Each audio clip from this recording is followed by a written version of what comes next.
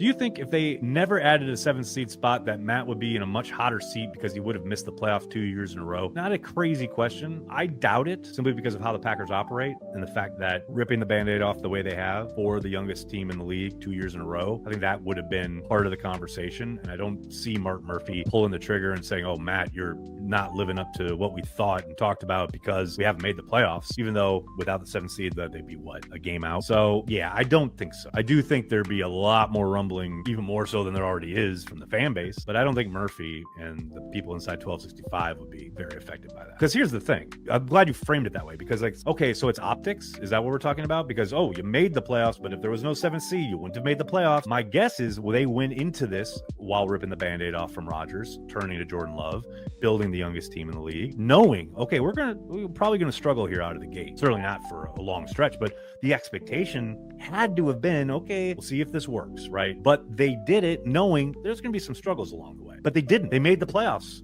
first 2 years. They won 11 games this year. So I get it, like being like, oh, if they didn't make the playoffs, would people inside the building start saying, oh, maybe this isn't right? I doubt it. Long way of saying I doubt it. The Packers always look long-term. Murphy's certainly looking long-term. The chatter on the outside of the building, probably.